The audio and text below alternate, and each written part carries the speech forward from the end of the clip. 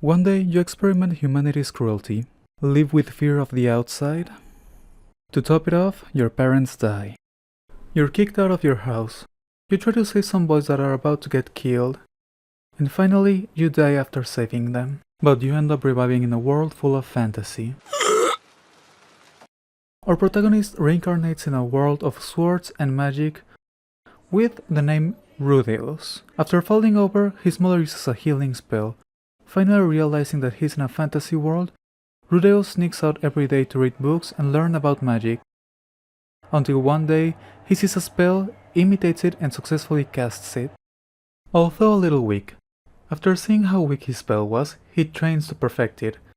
After a lot of training, he finally manages to perfect his control over magic, and comes up with the idea of trying a stronger spell, specifically an intermediate level one.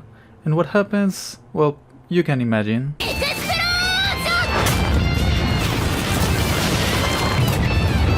After almost destroying the house, his mother is happy that her son is a genius and hires a magic instructor. The tutor arrives and turns out to be a girl called Roxy. At first, she refuses to teach magic to Rudeus, since a lot of parents believe their children to be geniuses. That is, until she sees our protagonist cast a spell without a chant. Moments after, they kinda destroy his mother's favorite tree. A lot of months go by, and our protagonist has learned all of the spells that Roxy has taught him. One day, Rudeus hears his parents clapping at night and decides to take a peek, but instead of that, he finds a little surprise. After this nice little surprise, Rudeus' birthday is celebrated. And for some reason, his father puts a sword inside him, if he was experienced, if you know what I mean. And at the end of his birthday, his father gifts him a sword, his mother gives him a book, and Roxy gives him a wand. It's actually an obligation for a tutor to give their student a wand. Roxy tells him that tomorrow is his graduation exam since she doesn't have anything else to teach him. The exam will be outside of the town, but Rudeus had a trauma that forbid him from leaving. That is that his classmates stripped him naked and tied him up, making him terrified of the outside. Roxy ends up convincing him to go outside, making him see that there's nothing to be afraid of. Roxy casts her advanced level spell, since that's the reason they had to leave the town. Rudeus tries his very best to pass. He succeeds and now Roxy has to leave, but not without giving him an amulet she made for his graduation. Rudeus thanks her for everything she's done, and even helping him with his trauma. And if it wasn't enough, Rudeus keeps Roxy's clothes as a sacred relic. After going for a walk, he comes across some thugs bothering someone. Unable to remain a bystander, he goes to their help. Rudeus gives the stranger an instant shower, since they look pretty dirty, and from that they become good friends. Before leaving, they reveal their name is Sylphiette. After returning home, he sees his father waiting for him and receives a scolding for hitting a kid with his magic. Even after trying to explain the situation, his father hits him.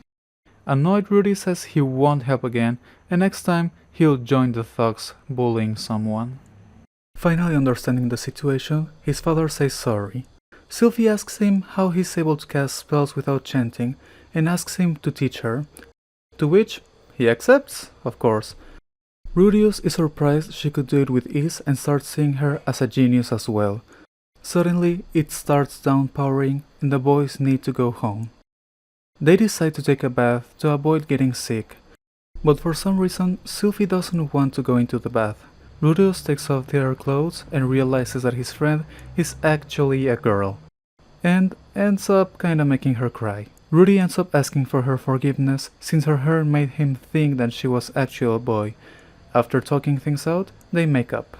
Sometime later, we found that Rudeus' mother is pregnant at last, but it seems that the maid is also pregnant. To top things off, he is also the father.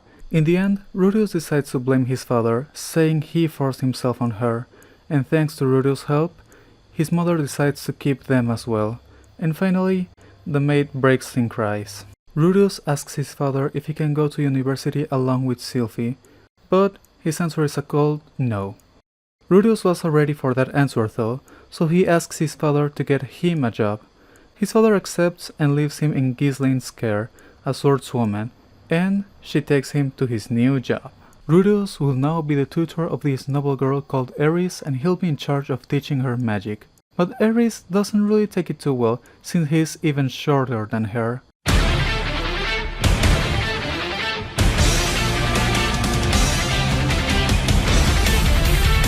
Rudeus devises a plan to teach her a lesson and make her see that magic is actually important in these kind of scenarios. But apparently, what happened wasn't really a part of the plan and they really wanted to kill her. The person who actually sold their plan was a servant, and this was a true kidnapping. To their luck, Ghislaine comes to the rescue thanks to Rudeus' distress signal. Time passes by and our protagonist gets very close to Aries, like very close. They dance together in an important event, and for the cherry on top, they almost...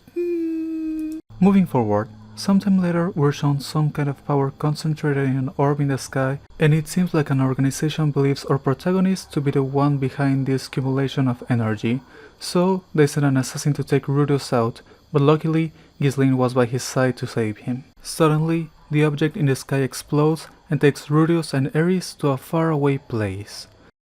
Moments after, we see our protagonist with his old body, talking with the god that sent him there. Before leaving, it tells him to trust the person who has rescued him. And right as he wakes up, he sees the person God told him about. After explaining the situation, both Rudeus and Aries will try to find a way back home. But first, they'll try to get money in order to survive in this land. Rudeus decides to join a guild and form a party. Their party starts going on quests, and during one of these, he exchanges quests with another party to go hunt a certain monster. They find this monster and fight against it since it was attacking the other party, though after killing it, they find that the other party is already dead. After returning to the city, they find a person who knew about the deal they had with the other party, and this person decides to ask for a share of the money for his silence. Rudeus was more than ready to destroy everything around, but Rudyard takes a water jug and his hair color and third eye are finally shown. Everyone starts running away, and he threatens with killing the guy if he says anything about what happened. And to finish it all, we're shown Rudyard outside of the city with his hair cut and covering his third eye. And that is the first part of Jobless Reincarnation, with the start of their journey. Remember, if you like this summary, please subscribe. In a couple of weeks we'll upload the summary of the second part of this series, along with others like this every 3 days or so. If there's any series you'd like to see, write them in the comments below. Until next time!